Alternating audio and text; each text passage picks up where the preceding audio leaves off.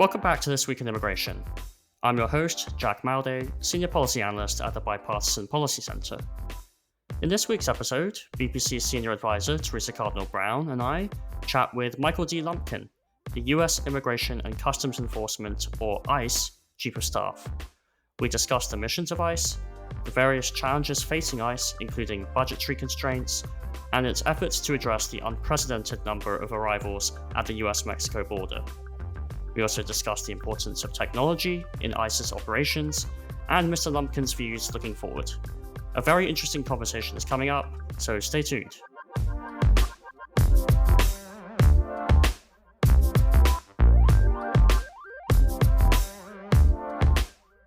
Perhaps no organization of the US government has found itself so much at the center of an issue of such national controversy as US Immigration and Customs Enforcement, or ICE.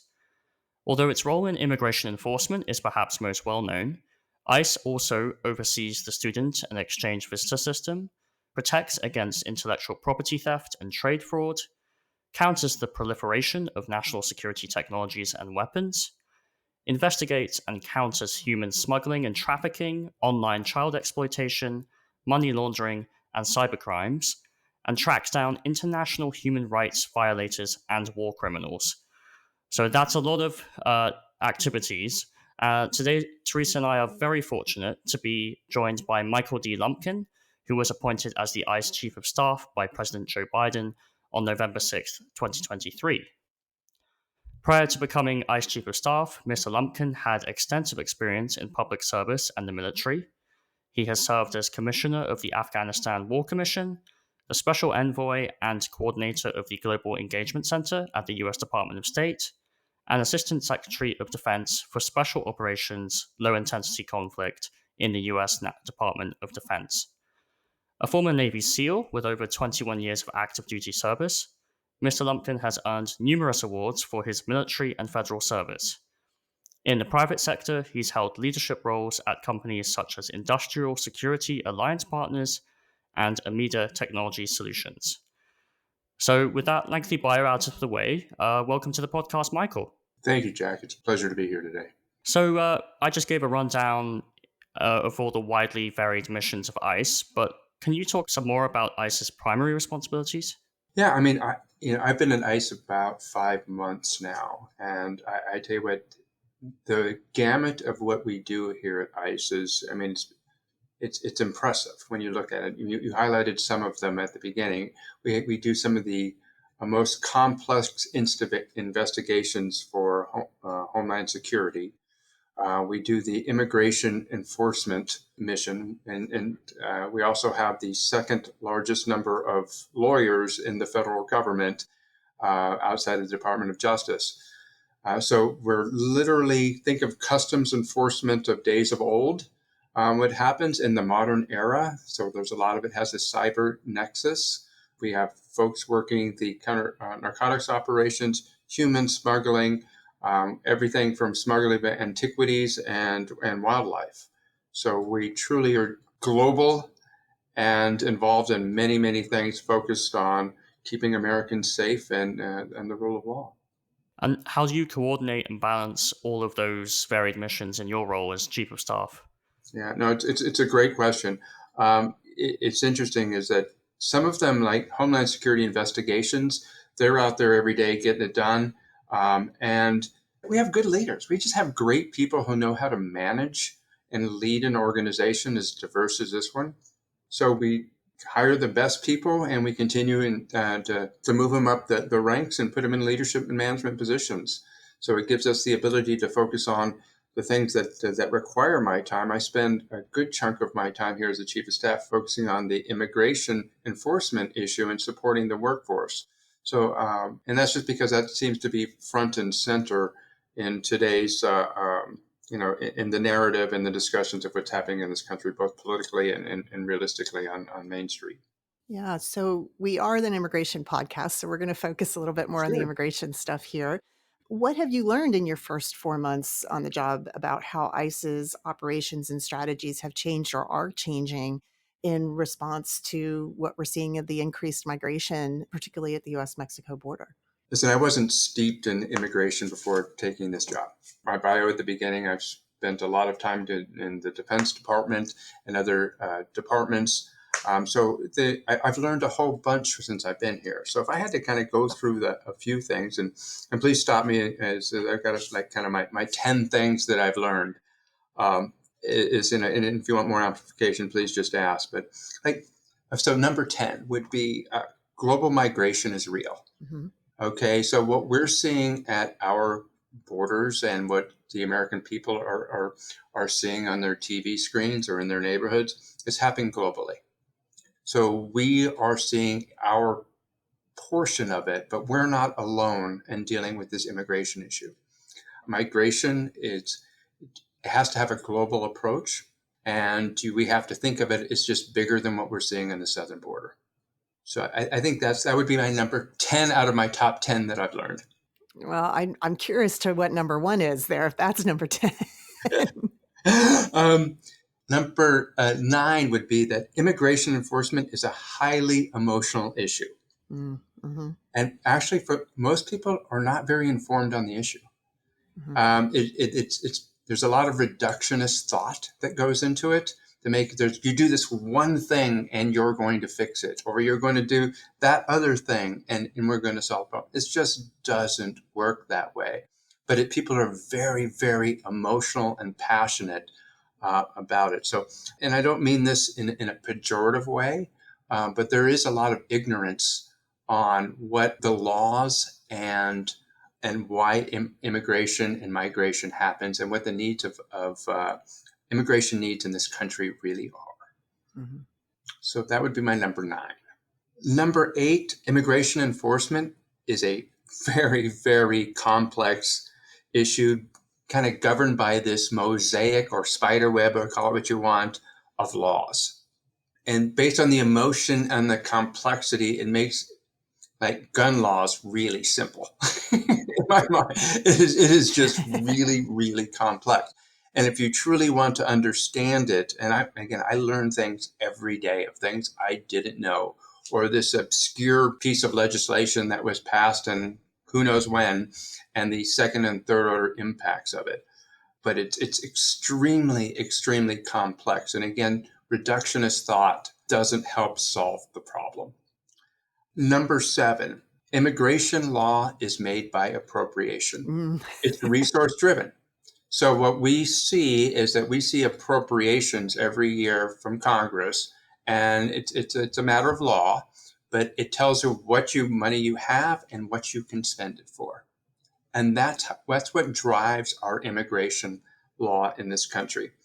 This has been a completely foreign concept to me to get it, because the authorizers on Capitol Hill, the ones that authorize and make traditional laws, are largely absent in the discussions. Yeah. And I get it's difficult. Mm-hmm.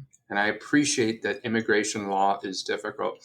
But Department of Homeland Security and ICE in its various iterations have been around since about 2003. And the number of reauthorizations that have happened in support of the department, maybe. Maybe one. It depends on what you count an authorization as. I think that's fair, right? I think you can kind of maybe one. There was one bill that came out of the Homeland Security committees that authorized a few things. But I'll just point out something for our audience. I was looking today at the Homeland Security Act, and was referencing for something else I was having to do, and I realized that act has been amended, I think, once, really substantively, in the intervening years since 2002 it was passed, but it still refers to ICE. Well, ICE doesn't appear anywhere in it. It's the Bureau of Border Security, which is what it was called back in 2002. So, that tells you the challenges that it hasn't been reauthorized or re-upped. Yeah, absolutely, Theresa. So in other departments, let's take Department of Defense, for example, the Congress and the defense committees would never think of not passing a National Defense Authorization Act. So again, it's immigration laws made by appropriation. So Congress tells us how much money you've got, and this is what you must spend it on. Yeah. So it's, again, just something that's a completely foreign concept that I'm waking up to the fact. And what that leads to is that immigration law, this is number 6, immigration law is made incrementally. So there you have these like little tweak, little tweak, little tweak with money, little tweak with money. So there's never this take a step back and say, hey, the world's changed. We need to relook at our immigration requirements and enforcement requirements. And we need to make some significant adjustments in law in order to move forward. And so that just doesn't happen. But it's always incremental, which is generally incremental decision making doesn't have good outcomes. It also means that this increment may conflict with the last increment. Or the one, two times ago. Exactly. Yeah. And we've seen that numerous times where it just kind of, it's a head scratcher sometimes. Okay, now my number 5 is that, and I don't want to dehumanize immigration at all because it's about human beings at the end of the day. But immigration enforcement is a massive logistics issue.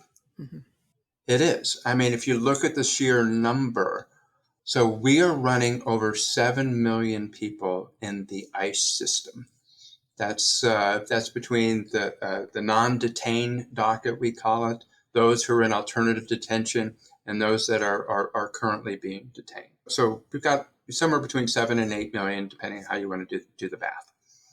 Okay, I have about 4,000 folks in enforcement and removal operations supporting and trying to manage a docket of 7 million plus people.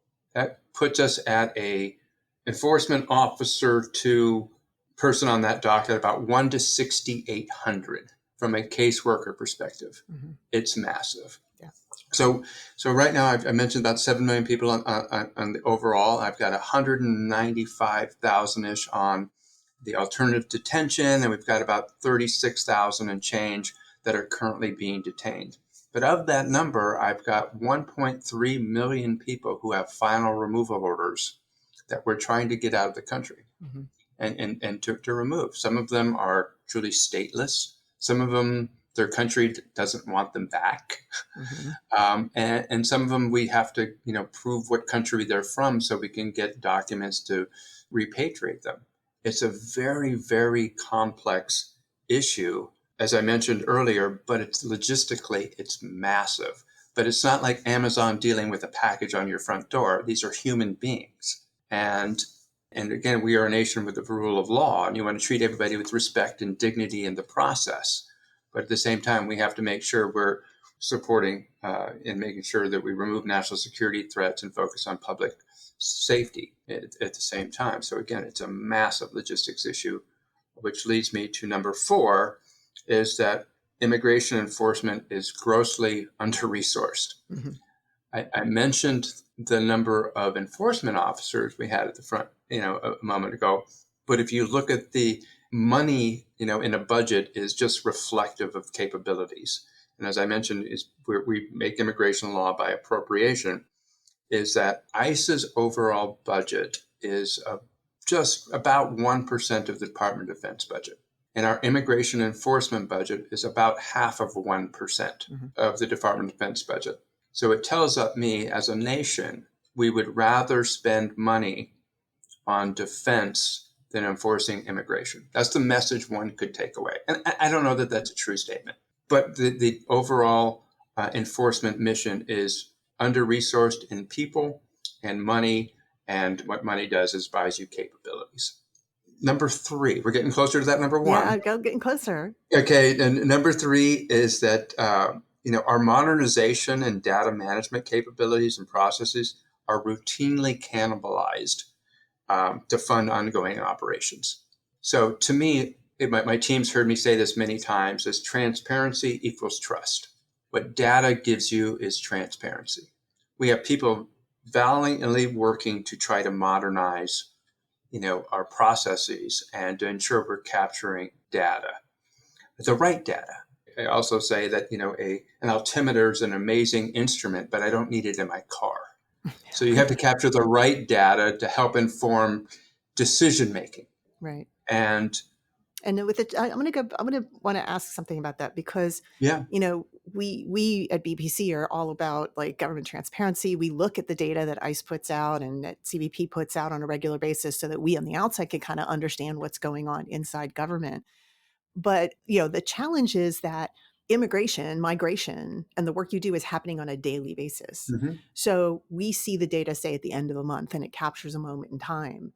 But real-time data that you would need to know where do we need to send resources and where is this something happening over here and who needs support over there, that's even harder to kind of get access to if you don't have the systems that can do that. And so, I think we're going to talk a little bit later about technology, but it's one of those things that, as you said, if you're cannibalizing that to fund your regular operations, then you don't have the information to inform those operations. Is that a good way of looking at it?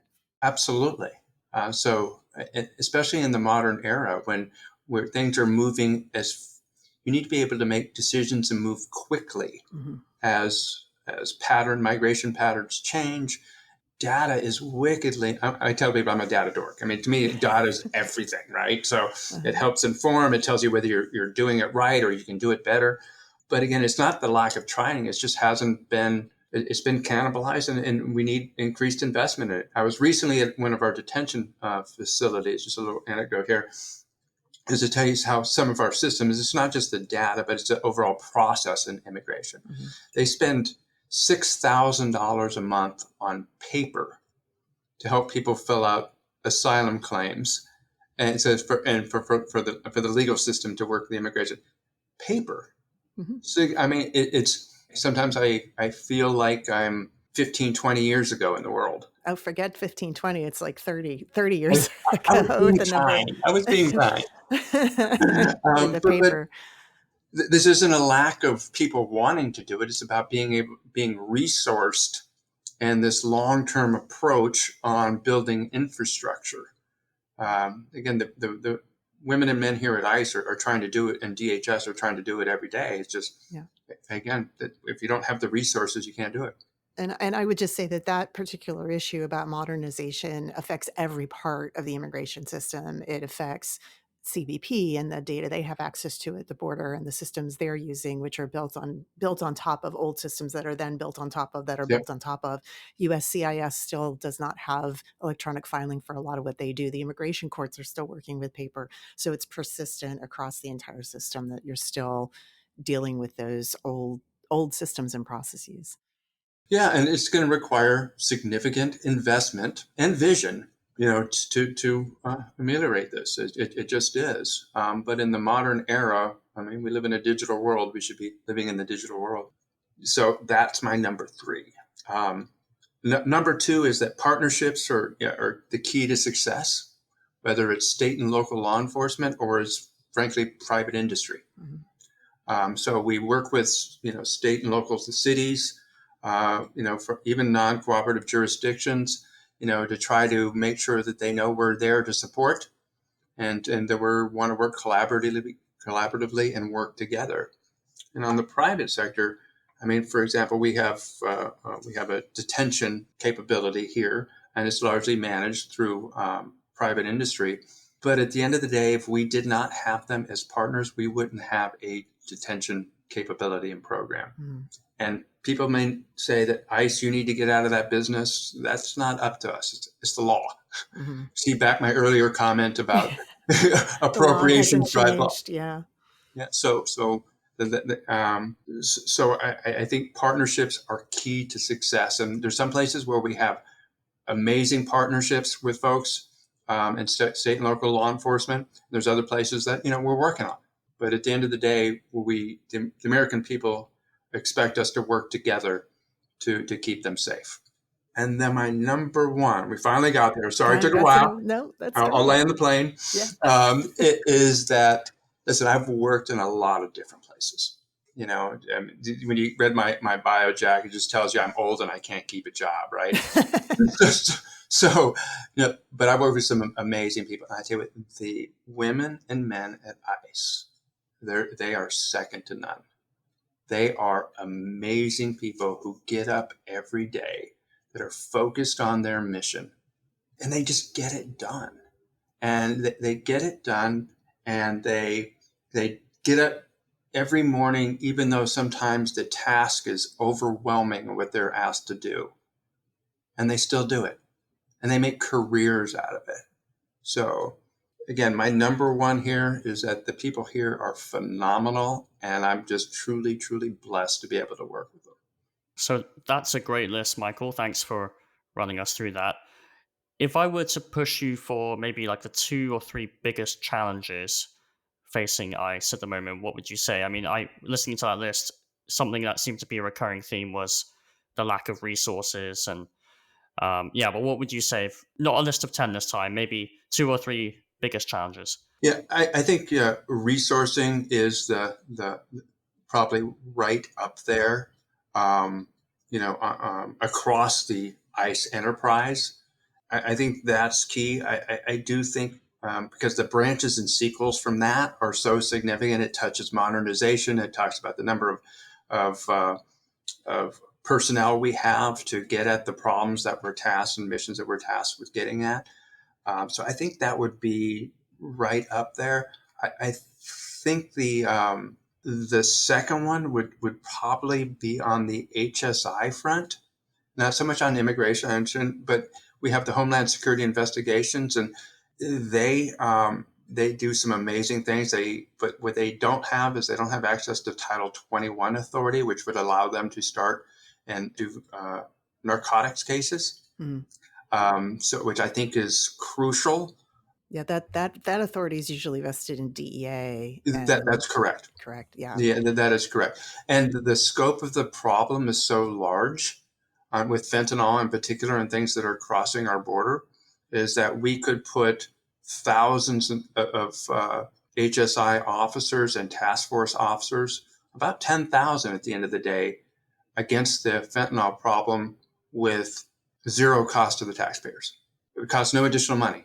It's just giving people the authority to work with and addressing the problem. So that's probably my number 2 issue that I think because of the scope of the fentanyl and permeable border narcotics problem that we have in this country right now. Yeah.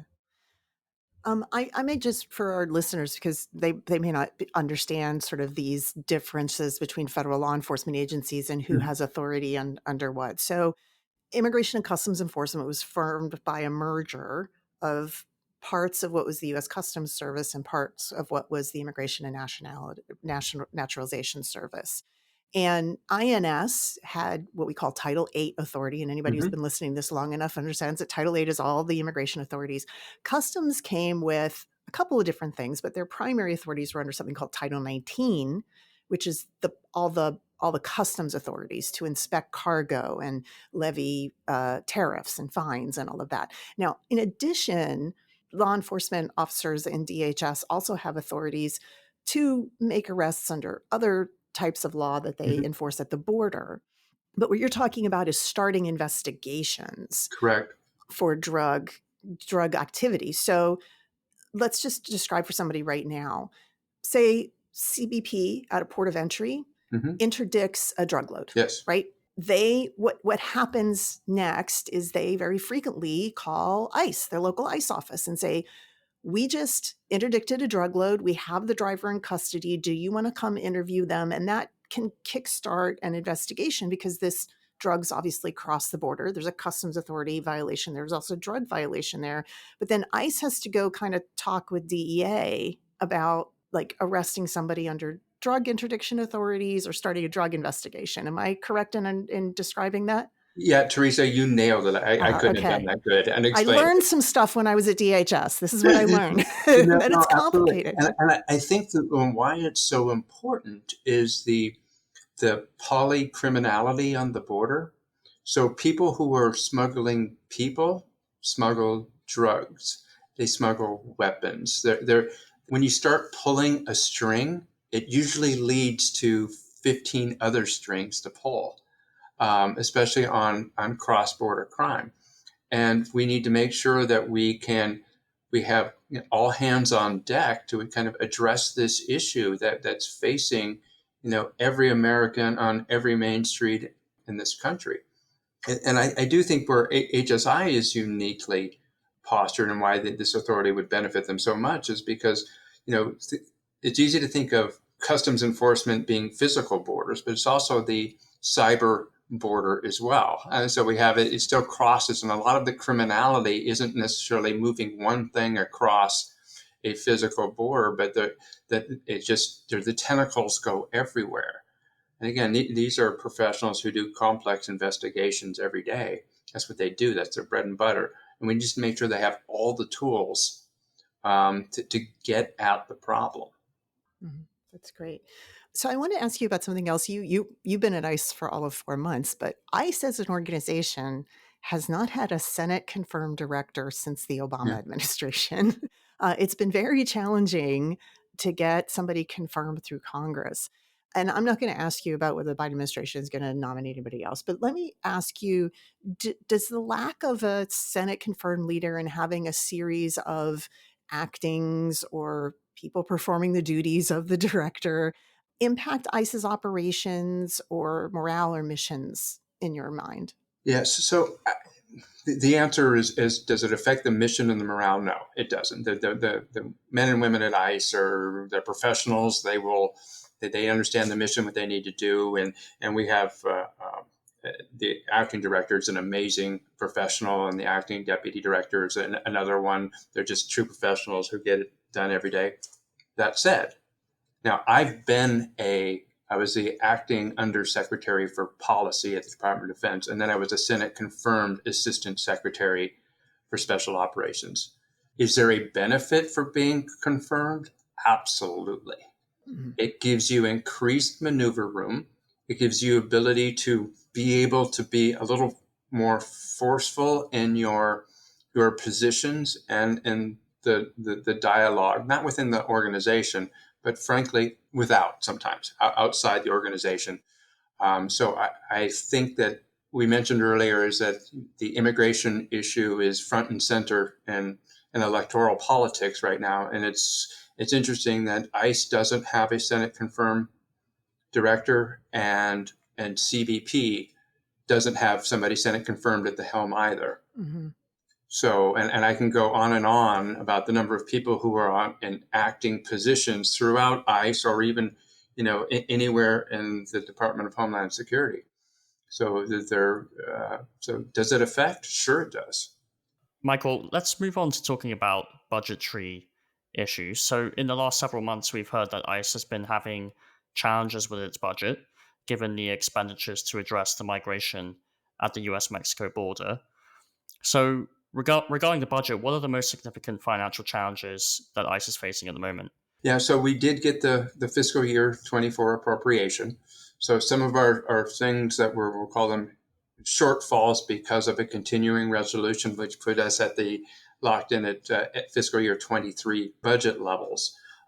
We are in a better situation to be able to manage and to execute our budget. But at the end of the day, we have to live within our lifelines when it comes to money, within our capabilities. So if Congress says, they're going to fund us for 41,500 beds in detention, then we're going to have to maintain 41,500 beds. If they're going to fund us for X number of alternative detention, so alternative detention, think of wrist monitors, ankle monitors, things where it's not physical detention, but it's we can keep track of people, is that we're limited by that number. So if the number crossing the border that enter the ICE system swells and we need to have increased numbers and it's not in our budget, we can't execute unless there is a reprogramming done by the Department of Homeland Security, which means going to one of their other agencies in order to take any unexecuted monies or resources, or to deprive them of capabilities, whether it's taking a cutter from the Coast Guard or some other operational capability that Congress wanted to exist within the Department of Homeland Security. Living off of reprogrammings, which has been and supplementals, which has been the history of ICE, is not the way to do business. It leads to, frankly, bad budget decisions, in the sense that when you get your money in August and you have to spend it by September, because of the end of the fiscal year, it can lead to doing things that you'd rather not do. So you talked about the FY24 budget, which was just signed, I think, a week ago. Where do you think that that budget, from your perspective, most helps, and where does it follow short, the appropriation? Well, again, we execute what we have. Right. I do think that what I would have liked to seen in it, I would have liked to seen a little increase in what we call TRP for our transportation and removal program. That's actually for removal or repatriation flights out of the country. I would have liked to see a little more money there. Frankly, I would have liked to see some more money on the to make up for the 5.2% pay raise that the federal workforce got in January. Mm-hmm. I would have liked to see more for alternatives to detention. So that would have been nice in order for us to execute without having us to kind of rejigger things a little bit.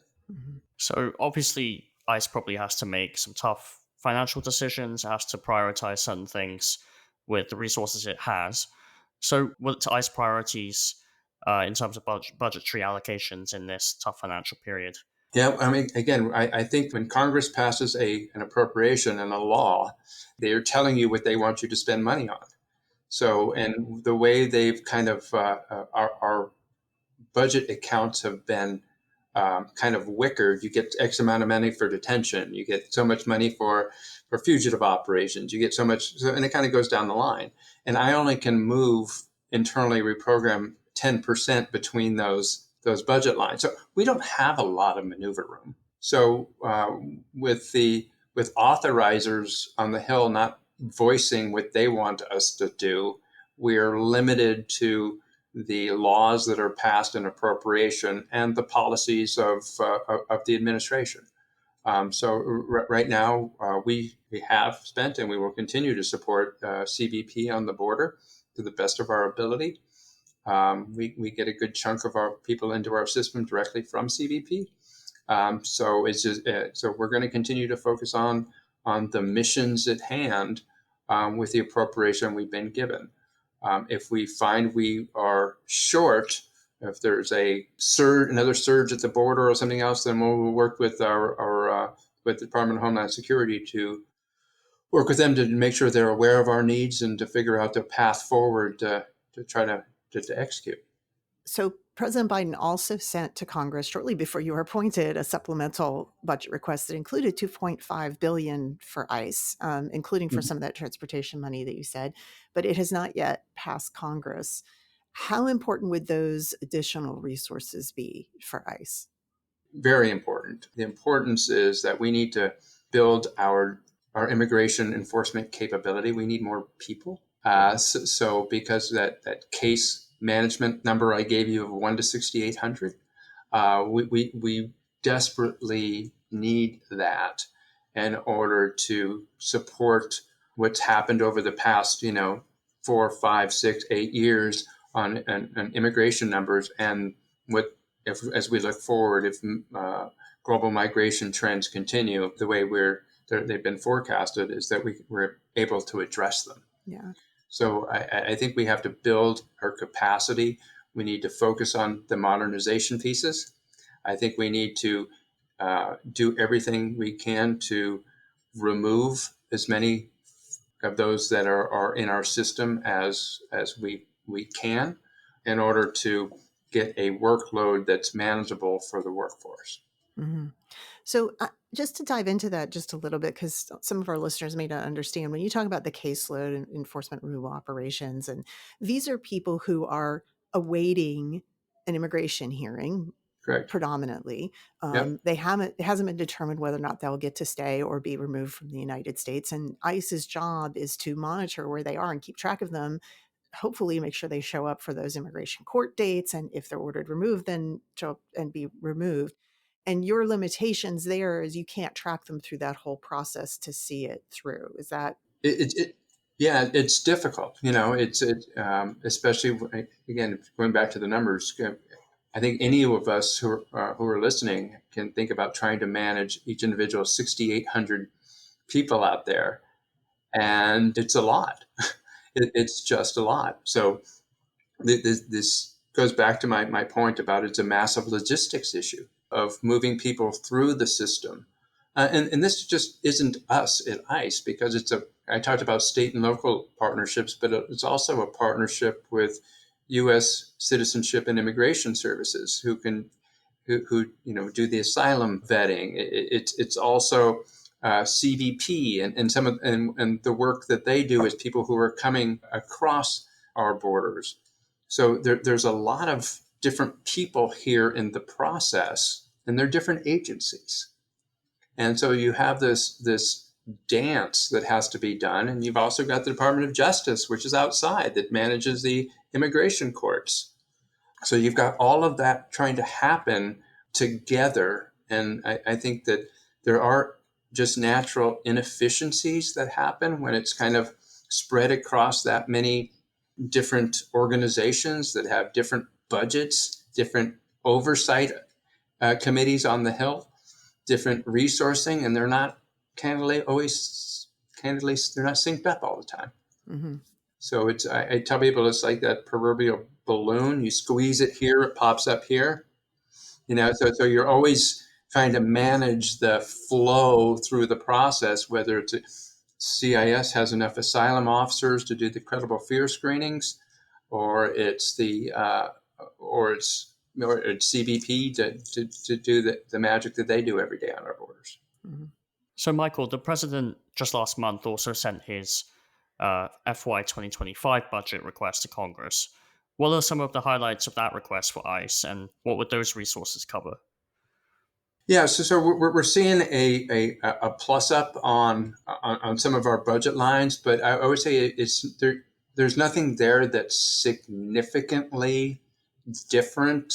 We're not seeing some sort of change in azimuth of the direction we're going. I think it does a pretty good job if it's of capturing us and continuing us on the glide slope that we're on, and it leverages the gains we've made in fiscal year 24 to enhance our resourcing. But you're not seeing something that's a fundamental shift in the direction of ICE. Great. Well, let's take a quick break, but more from Mr. Lumpkin when we come back, so don't go anywhere.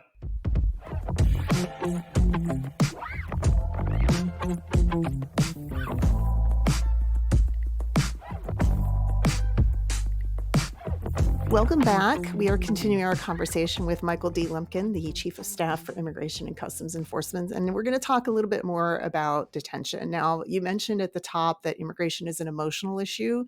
It is absolutely a political issue, and this seems to be one of the most political parts of ICE's mission, is how it manages detention. So there has been ongoing controversy over ICE's role in detaining and deporting undocumented immigrants, including concerns, especially maybe concerns about conditions in detention facilities. And you mentioned that ICE oversees both ICE managed detention facilities. It partners with private sector organizations and some state and local law enforcement authorities also to detain immigrants. Mm-hmm. But looking at this, you've been there 4 months. I'm sure you have looked at, there's been a lot of reports, both from the Office of Inspector General at DHS, at GAO, and outside reports about the conditions in these detention facilities. What have you learned, and how are you trying to address those concerns that have been raised? That's a great question, Theresa. Thank you. It's interesting is that when I first got here, I had a lot of different groups come in and talk to me. I talked to our team here, and I recently did 2 unannounced visits to detention facilities. So I literally showed up on their front door. They weren't expecting me. So after the initial shock wore off of having the ICE Chief of Staff walk through the facilities, I got a chance to see it firsthand. I got a chance to go in and talk to those being detained. I was able to see the healthcare that's provided, saw everything from where the food was cooked and made to where they slept. Those detained slept. I saw the virtual immigration courts. I saw the privacy considerations that have been incorporated to make sure that as they're talking to their counsel and those that represent them for privacy and so I think I got a pretty good feel for kind of, we'll say at least those 2 detention facilities, and kind of the one thing I'm realizing is that when you've seen one detention facility at ICE. You've seen one detention facility. They're very different. Yeah. Because they're different, Yeah. right? Some of them are converted prisons. Some of them are designed for a specific mission to do a certain thing. But I will tell you, healthcare. I sat down and talked to the doctor who happened to be there about the kind of health care that people were given. I was pretty impressed. Mm-hmm. I mean, both were very well-run organizations, facilities rather, and they. Now it's detention. I'm gonna. It's. Does anybody want to be detained? They do not. But Congress tells us we're going to detain, so we detain. Out there, there's a robust inspection program. In fact, one of the facilities was being inspected when I happened to be there. I was talking between the different inspections, whether it's coming from DHS or it's internal or it's an external. One of our facilities was inspected 92 times last year. So, I mean, there is a robust inspection program, but I get people don't want to be detained. So I appreciate that. And as long as the law says that ICE is going to detain, we're going to do it to the best we possibly can, respecting dignity of those being detained every step of the way, because they're people. We want to make sure that they're taken care of and they're healthy and everything in the process. So it's I've learned a lot, I've seen a lot, but what I do, I think I'm doing a pretty good job of is I sit down with the different groups, whether they're one side of the spectrum or the other, mm-hmm. to hear their concerns, and we try to address them. Am I perfect? No, but I think we're doing an okay job at that. Mm-hmm. Are you, obviously when it comes from the OIG, you mm-hmm. have to respond and then follow up with them, or if it comes from GAO, are there open recommendations that you're actively working on with regard to detention? Yeah. So when each facility is in, when there's an inspection happens, usually the recommendations are germane to that organization, to that particular facility. So yes, we take every one of them. So we see them and we address them. And some of them we agree with. Most, not say most, but some of them we agree with, and some of them we don't necessarily, because there's an absence of context. But we navigate those, and again, when it makes sense, we absolutely implement them. Mm-hmm. And again, our folks running these facilities are professionals and our partners in industry who manage them on our behalf. They take their job very seriously as well. So you mentioned the recently passed appropriation did require additional detention capacity that ICE engage in. And mm-hmm. you mentioned that without these private sector organizations that run some of these facilities, you wouldn't be able to meet your detention mandates. So looking at plussing up from where you are, and I think you're at 36,000, 37,000 beds, mm-hmm. up to this 41.5, how are you going to go about doing that? And timeframes, like, is that a big plus up for you to engage in right now? And what are the challenges in doing that? Well, in the past, we've had up to 50,000 in detention. So we have the capacity. So the way we normally fund our beds, it's kind of this mosaic of, pay for, occupancy of a bed. Some of our facilities have guaranteed minimums. Others we just pay for the person for that day. And it's kind of a per diem type of structure with the vendor. And so we can meet the numbers that were mandated currently. I say that if there is a desire from the lawmakers and the appropriation side to increase that number, there could be a ramp up required in order to do it, depending on the size and of the growth that they would be mandating. So former President Trump has said that he would engage in mass removals of undocumented immigrants if he were elected president for a second term. What are your thoughts on the feasibility of this? I don't think it's my position to opine on that. It's it's one of those things that you cross that bridge when you get there. Fair enough. Fair enough, yeah. So looking ahead, like I said, you've been there 4 months. You are a presidential appointee. So, through the end of this year, what are the goals that you hope to achieve in the remainder of whatever time you have there at ICE? And what would you try to set up for ICE in the longer term? Yeah, so those two things are kind of aligned. I have three priorities. My number one priority is to get our budgets under control in a sense of making sure that we're executing the budgets we can, and we have an obligation rate that both the Congress and the taxpayers expect. And that dovetails with our contracts. We have, again, I mentioned earlier, is that sometimes when you end up with a difficult budget situation, it drives you to make decisions, budgetary and contract decisions, that aren't always to your best interest because you have to obligate money fast.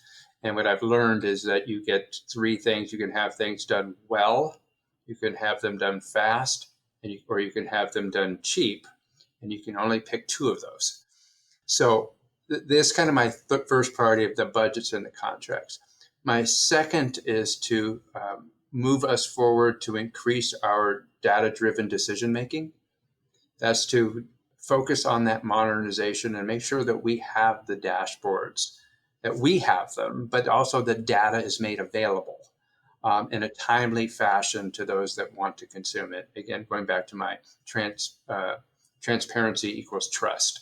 I think that's absolutely required. And my third one is to take care of the men and women at ICE, to make sure that they have the tools, the resources, and the capabilities to do their job. And they wake up every day and feel supported by the leadership team. I know that the director and the deputy director and the leadership in both HSI, ERO, and OPLA and the other organizations are committed to the same thing. But it's just really to focus on the amazing 20,000 plus people that get up every morning and dive into this mission and execute it. Mm-hmm. Great. One last question for you, Michael. Sure. Does ICE have a look at migration trends and what the future migration patterns might be like, and do they account for that in their strategy? Yes. So we're always looking at migration trends, but it's not just us, it's DHS writ large, because it affects everywhere. Mm-hmm. So like I can look at the trend coming out of the Darien Gap, right? And I can figure out an X number of weeks what it's going to look like at the southern border, right? So there's things we can do, whether it's indications and warning is the military term, is to signal that things are changing.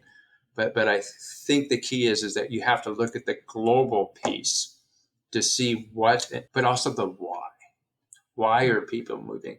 And anytime you can stem mass migration, you can arrest it before it starts. You can deal with it so before they end up at the southern border. Anything we can do and work with our folks at our counterparts at the State Department, we need to absolutely do it, because we can't look at this just from my lens here sitting in Washington, D.C., because it is truly a global issue. Well, great. I think that's all we have time for, but thank you so much, Michael, for joining us on the podcast. Yeah, thank you so much. I'm sure that our listeners got a perspective that maybe they don't get to hear from all that often. So thank you very much for joining us. Well, I appreciate it, both Theresa and Jack, and thanks for the opportunity to be here today.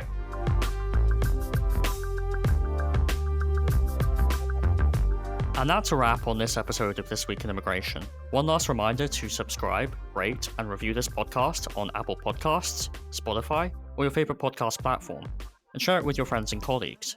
You can also find our podcast episodes on the Bipartisan Policy Center YouTube channel.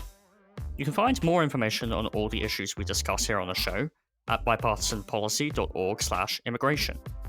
You can follow the Bipartisan Policy Center on the X platform at BPC_bipartisan. You can follow Theresa Cardinal Brown at BPC_T Brown, and you can follow me at Jack Malde. Send your comments and feedback to us by email to immigration@bipartisanpolicy.org. I'm Jack Malde. This Week in Immigration was created and executive produced by Theresa Cardinal Brown. This episode was written by myself and Theresa Cardinal Brown. Joshua Joe is our audio editor. The executive producer of BBC Podcasts is Lucy Manning. Talk to you next time on This Week in Immigration.